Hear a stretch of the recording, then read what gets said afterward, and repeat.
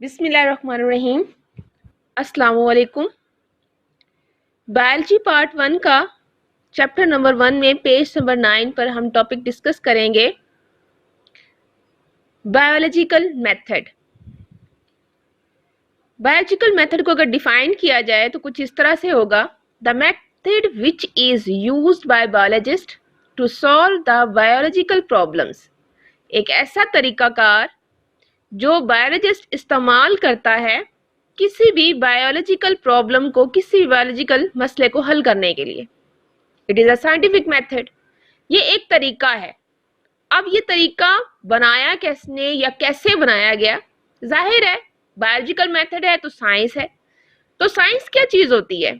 Science एक ऐसी चीज होती है, science is an arranged and organised knowledge. Science एक अरेंज्ड, एक तरतीब शुदा एक नॉलेज को कहते हैं। अगर हम इसको डिफाइन करें तो कुछ इस तरह से होगा, science is systemised knowledge derived from observations and experiments to determine the principles how nature operates। कि साइंस एक ऐसा इल्म है जो मुशाहिदात और तजर्बात करता है। किस लिए है? ताकि देख सके कि कुदरत किस तरह से काम कर रही है। There are following steps to solve the biological problem by biological method। कुछ स्टेप्स हैं जिस स्टेप्स की बिना पर, जिसको फॉलो करते हुए बायोलॉजिकल मेथड जो है वो बनाया गया। उसमें सबसे पहला मेथड हमारे पास आता है ऑब्जर्वेशंस। ऑब्जर्वेशंस क्या होती हैं या डिफाइन किया जाए तो observation consist of receiving knowledge of the outside world through senses or recording information using scientific tools and instruments। Any data recorded during an experiment can be called an observation। कि observation जो होता है वो उस इल्म या वहां से लिया जाता है जो हमारे इर्द गिर्द दुनिया में हो रहा होता है। जो कि ऑब्जर्वेशन बनाई किस चीज से जाती हैं? सेंस से। यानी कि हमारे जो एहसास हैं, जैसे कि हम कह सकते हैं रिकॉर्डिंग इंफॉर्मेशन, यानी कि इंफॉर्मेशन जो आसपास से जितनी भी मालूमात हमारी सेंस से, जैसे सेंस ऑफ टच है, सेंस ऑफ स्मेल है, सेंस ऑफ विजन है, इन सारी चीजों को यूज करते हुए हम जो मालूमात इकट्ठा करते हैं, और किसी भी अगर किसी लेबोरेटरी में काम कर रहे हैं तो recording information using scientific tool. तो साइंटिफिक टूल को या आलात को इस्तेमाल करते हुए अगर हम कोई भी मालूमात इकट्ठी करते हैं तो वो हमारे पास क्या कहलाती हैं? हमारे पास ऑब्जर्वेशन है। तो any data records during an experiment called as observation. तो वो हर वो डाटा जो हम एक एक्सपेरिमेंट के दौरान रिकॉर्ड करते हैं वो हमारे पास ऑब्जर्वेशन आती है। ऑब्जर्वेशन बनाई किस चीज से जाएगी? Observation made with 5 senses. 5 senses से बनाई जाएगी, जिसके अंदर आएगी vision, hearing, smell, taste, touch, depending on their functional ability कि आप काम कौन सा कर रहे हो। आप सूंघने के लिए काम कर रहे हो, या किसी चीज को चेक करने के लिए, या आप उसको टेस्ट करने के लिए, या उसको आप सुनकर।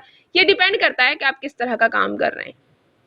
अगर हम इसकी टाइप्स लें तो हमारे पास इसकी 2 टाइप्स हैं, एक क्वालिटेटिव और एक क्वांटिटेटिव। क्वालिटेटिव या क्वांटिटेटिव, यहाँ पर एक शॉर्ट क्वेश्चन भी आ जाता है कि what is the difference between quantitative and qualitative observation. या आपसे कुछ इस तरह से क्वेश्चन भी पूछा जाता है कि define observation and also rights there types. तो हमारे पास 2 टाइप्स हैं, एक क्वालिटेटिव और दूसरी क्वांटिटेटिव। क्वालिटेटिव ऑब्जर्वेशन में deals with data can be observed with our senses. वो सारा डाटा जो अपने सेंस से हम कलेक्ट करते हैं या मुशाहिदा या देखते हैं, जैसे कि हम देखकर, सूंघकर, टच, टेस्ट एंड हेयरिंग। तो ये सारा हमारे पास क्वालिटी आएगी जिसमें कोई मेजरमेंट नहीं आ सकती कि कितने जैसे आप कर सकते हो, नहीं। इसमें जस्ट ये है कि है स्मेल या नहीं है। आप उसको टच कर रहे हो तो वो चीज मौजूद है या नहीं है। अगर उसका टेक्सचर कैसा है कैसा नहीं, वो डिपेंड करता है। They do not involve the measurements और नंबर। ये मेजरमेंट्स या इसको किसी नंबर में शो नहीं किया जा सकता। For instance, color, shape and texture of objects are all qualitative observation। अगर दूसरी तरफ क्वांटिटेटिव में आ जाए तो ये मेजरेबल है, इसको नंबर में मेजर किया जा सकता है। Quantitative observation is an objective collection of data which is primarily focused on numbers and values. जो वैल्यू और नंबर पर प्राइमरी फोकस किया जाएगा, यानी कि उसको एक नंबर और एक उसकी खास कीमत होगी. It's just associate to off और dissipate in the terms of quantity, और ये हमेशा क्या होगा, एक मिकदार में इसको रखा जाएगा. Result of quantitative observations are derived using statistical and numerical analysis method, और जो रिजल्ट मिलेगा हम उसे क्या करेंगे, एक खास टेबल या एक खास एनालिटिक फॉर्म या न्यूमेरिकल फॉर्म में लिख देंगे.